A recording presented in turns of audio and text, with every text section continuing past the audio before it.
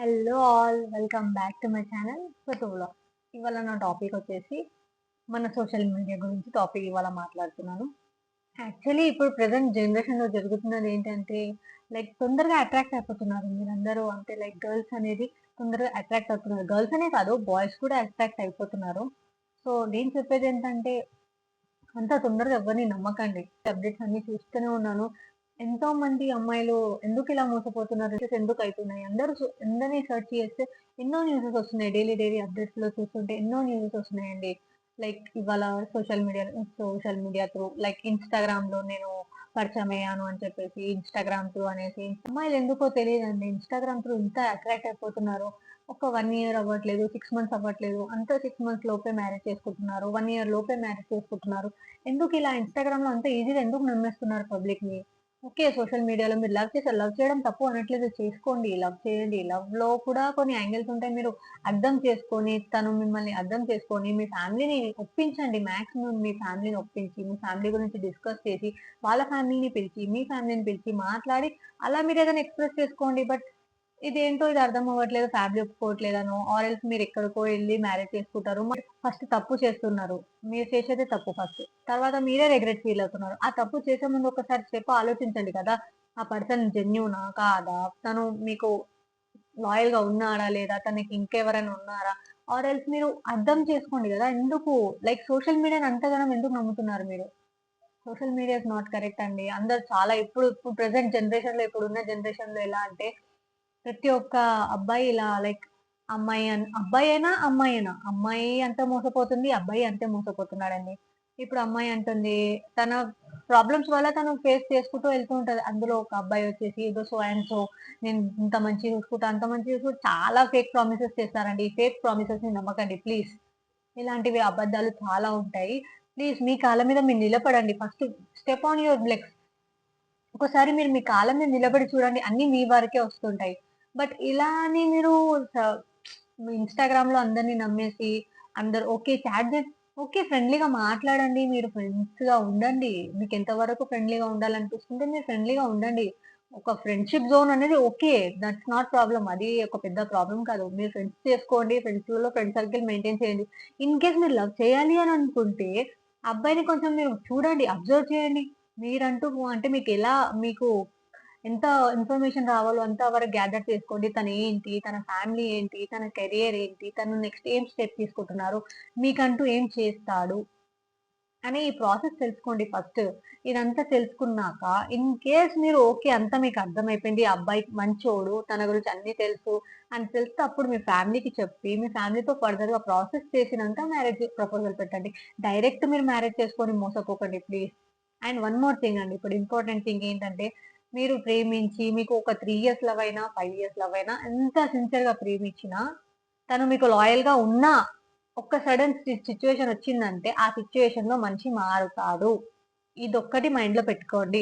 Don't depend on anyone. ఎవ్వరి మీద depend అవ్వకండి. మీ అంతల మీరుండండి. Don't depend anyone.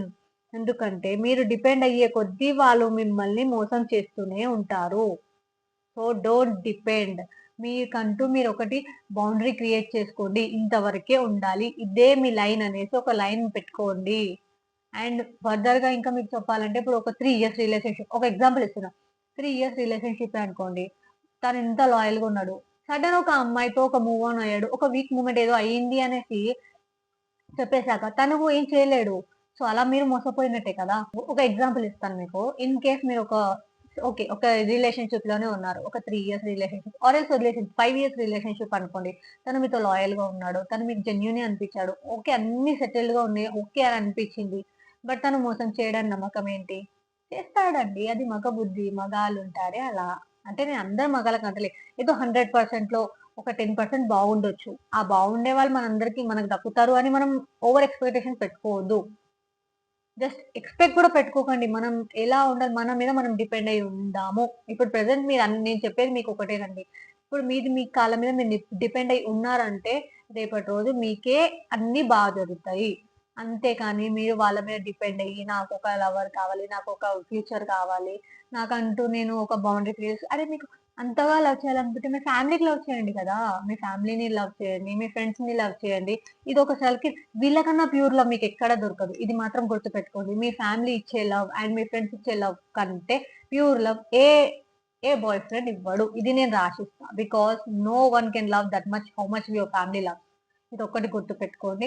And please, please, please ఇంకా మళ్ళీ మళ్ళీ చెప్తున్నాను. వన్స్ అగైన్ చెప్తున్నాను. సోషల్ మీడియా ద్వారా లవ్ చెయ్యకండి. సోషల్ మీడియా ద్వారా ఇన్‌ఫ్లూయెన్స్ అవ్వకండి. వాళ్ళకి నమ్మకండి.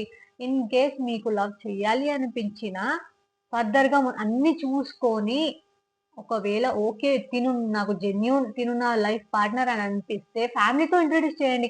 ఫ్యామిలీకి మించిన మనకు బెస్ట్ గైడ్ ఎవ్వరు లేరండి. వాళ్ళు చూసి, వాళ్ళు దగ్గరుండి చూసి, వాళ్ళు చేసిన ఇన్ఫర్మేషన్‌ని బట్టి వాళ్ళకర్థమైపోతుంది. వాళ్ళెంతో లైఫ్ చూసారండి. మనకన్నా ఎక్కువ లైఫ్ వాళ్ళే చూసారు. సో, వాళ్ళకి చాలా తెలిసుంటది. వాళ్ళు చూసినంత మనం చూడలేం.